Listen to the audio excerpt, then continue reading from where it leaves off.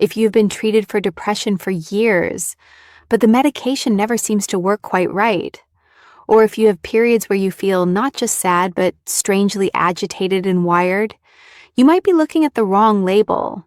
It is a question that haunts millions of people. Is this just depression, or is this the low side of bipolar disorder? The difference matters because the treatment for one can actually make the other worse. But the signs are often subtle. They are hidden in the way you sleep, the way you react to the seasons, and the way your body feels when you are low. In this video, I am going to hand you a checklist of the 7 hidden signs that clinicians look for when they suspect bipolar disorder instead of unipolar depression. We are going to use a simple toggle switch metaphor to make this clear. And by the end, I will give you the exact script to take to your doctor to get the right answers. I'm Clara, your guide at Bipolar Clarity. Let's take a deep breath and look at the whole picture. Before we dive into the list, I need to remind you that I am a passionate educator and an advocate, but I am not a doctor. This video is for educational purposes and is not medical advice. Always check with your local healthcare professionals for your specific needs. To understand these 7 signs, we first need to understand the why. Why is bipolar disorder so often mistaken for regular depression? Research shows it can take up to 10 years to get a correct diagnosis. This happens because people usually seek help when they are down. When you are depressed, you go to the doctor. When you are energetic, productive, or feeling on top of the world, you don't go to the doctor. You just enjoy it. But bipolar disorder is a condition of the switch. Think of a standard depression as a light dimmer that got stuck on low. The light is dim, and it stays dim. Bipolar disorder is more like a faulty toggle switch. It gets stuck on low, but it also flickers high. Sometimes it even tries to be high and low at the same time. Clinicians call this the bipolar spectrum. You don't need to have a full-blown manic episode where you end up in the hospital to be on this spectrum. You just need to show evidence that your switch is flicking. Let's go through the 7 signs that your switch might be faulty. Sign number 1, the mini-up or brief hypomania. This is the most common missed clue. You have long periods of depression, but if you look closely at your history, there are brief pockets of time, maybe just 2 or 3 days, where the depression vanished and was replaced by something else. But here is the trick. It doesn't always feel like happiness. It feels like speed. Maybe for 3 days you only needed 5 hours of sleep instead of your usual 8, but you woke up refreshed. Maybe you suddenly cleaned your entire house at 1 a.m. Maybe you felt unusually confident, talked faster, or had a sudden urge to start a business or spend money. These mini-ups often feel productive. You might think, finally, I'm cured. My old self is back. But then, just as quickly, the crash comes. If you have these pop-up windows of high energy that don't match your usual baseline, that is a strong indicator of the bipolar spectrum. Sign number 2, the tired but wired state or mixed features. This is the most confusing and uncomfortable state in bipolar disorder. In standard depression, you are low and slow. You have no energy. In bipolar depression, you can experience mixed features. This means your mood is in the basement. You feel hopeless, guilty, and dark, but your body is buzzing with anxiety. You are exhausted, but you cannot sit still. You are pacing. Your thoughts are racing, but they are racing with negative content.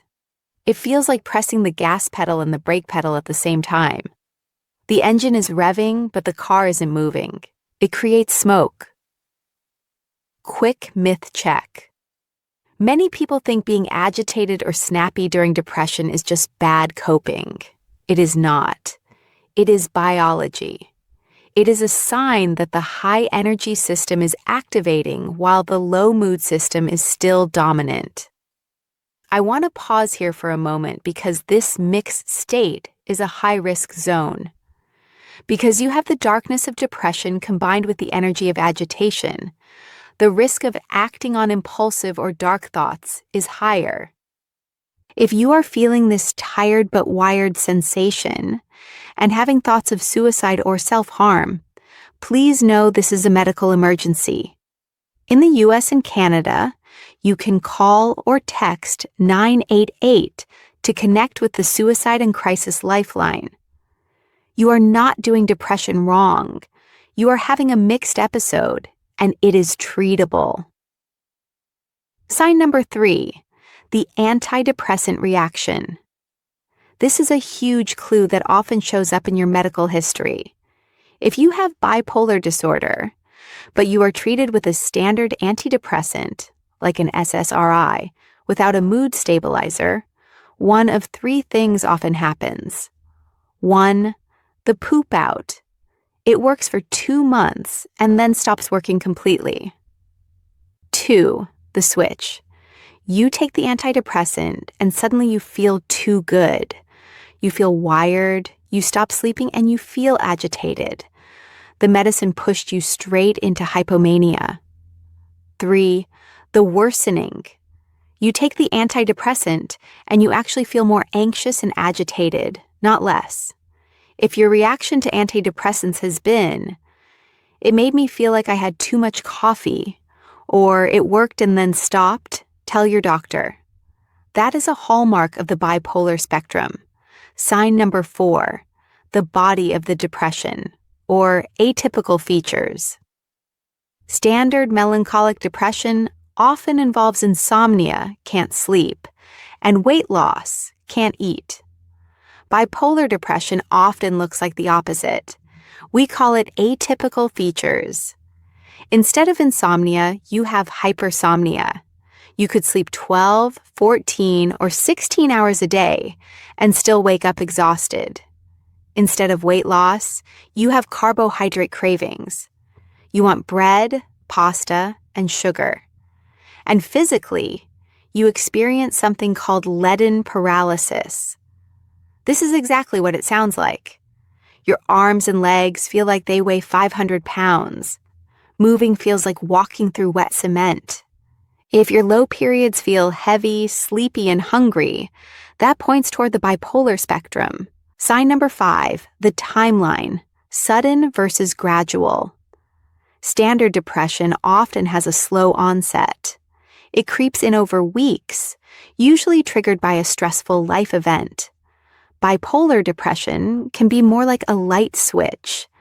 You might go to bed feeling fine and wake up the next morning in the depths of despair. Or the depression lifts overnight. This on-off quality is specific to the bipolar brain. Also, look at the age of onset. Standard depression often starts later in life or after a specific trauma. Bipolar symptoms often show up early, in the teenage years or early 20s. If you had severe mood swings or teen angst that felt uncontrollable back in high school, that counts as history. Sign number 6, the seasonal connection. Bipolar disorder is deeply tied to the circadian rhythm, your internal body clock. Do you notice a pattern where you consistently crash in the fall or winter and consistently speed up in the spring? Many people think, "Oh, I just have seasonal affective disorder."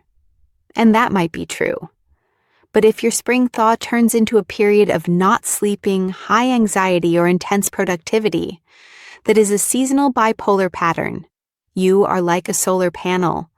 When the light changes, your energy changes drastically. Sign number 7, family history. This is the strongest genetic clue we have. Bipolar disorder is highly heritable. But here is the catch. Your family members might not use the word bipolar. They might talk about crazy Uncle Joe who started 5 businesses and went bankrupt. They might talk about a grandmother who had nervous breakdowns or stayed in a room for months. They might talk about alcoholism. Many people undiagnosed with bipolar disorder self-medicate with alcohol to slow down their racing brains. Here is a tiny experiment to try this week. Ask a trusted relative a gentle, specific question. Don't ask, "Is anyone bipolar?" Ask, "Do we have anyone in the family who had periods of high energy where they didn't need sleep, followed by big crashes?" You might be surprised by the stories that come out. Now that we have the 7 signs, how do we use them? You need to turn these vague feelings into concrete data. I want to give you a specific tool called the timeline exercise. Get a piece of paper, draw a horizontal line across the middle. That line is normal. Think back over the last 5 years. Mark the periods of depression below the line. But now, and this is the key, look for the bumps above the line. Look for the mini-ups. Look for the times you started a new hobby obsessively. Look for the times you quit a job suddenly. Look for the times you didn't sleep. If you see a wavy line, ups and downs, rather than just a flat line below normal, you have visual proof of a spectrum. If mapping out your whole history feels overwhelming right now, that is okay. You can start smaller. I send out one tiny, manageable tip every week in my newsletter to help you steady the boat without all the pressure. It is free, and you can join using the link in the description. Let's talk about how to bring this to your doctor. Doctors are busy. If you go in and just say, "I think I'm bipolar," they might dismiss it. You need to speak their language. Use this script. "Doctor, I have been treated for depression, but I am noticing some patterns that don't fit. I tracked my history and found 3 things. 1, I have periods of 3 days where I don't need sleep and feel wired. 2, when I took antidepressants, I felt agitated, not better.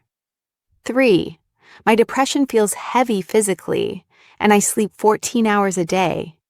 Could we screen for bipolar 2 or the bipolar spectrum?" When you list specific symptoms like decreased need for sleep or agitation on antidepressants, the clinician has to listen. Those are clinical markers. Let's apply this to your daily life. If you realize you might be on the bipolar spectrum, it changes how you manage your energy. In relationships, you can explain the toggle switch to your partner. "Sometimes my switch gets stuck on low.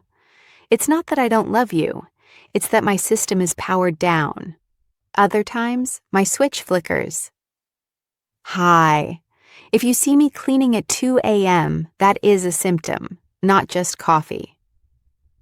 At work, if you have those mini-ups, you probably rely on them to catch up on work. You procrastinate during the depression and sprint during the hypomania. Knowing this is a pattern helps you stop relying on the sprint. You can say, "I have high energy today, but I shouldn't work 12 hours, because that will trigger a crash tomorrow." I want to open a loop here. You might be wondering, if it is bipolar disorder, does that mean I have to take lithium and turn into a zombie? No. First of all, modern medications do not turn you into a zombie. Secondly, knowing it is bipolar disorder opens up a whole new toolbox. Mood stabilizers work differently than antidepressants. For many people who have struggled for years with treatment-resistant depression, getting on a mood stabilizer is like putting on glasses for the first time. Suddenly, the world stops shaking. The agitation stops. The tired but wired feeling goes away. A proper diagnosis is not a life sentence. It is the key to the right lock. Let's recap the 7 hidden signs. 1, the mini-up, brief periods of high energy and less sleep. 2, mixed features, feeling depressed but agitated and wired. 3, meds, reaction, antidepressants stop working or make you manic. 4, atypical depression, sleeping too much and feeling heavy or leaden paralysis. 5, sudden onset, moods that switch on and off like a light. 6, seasonal patterns, crashing in winter, speeding up in spring. 7, family history, the genetic echo of mood swings or addiction.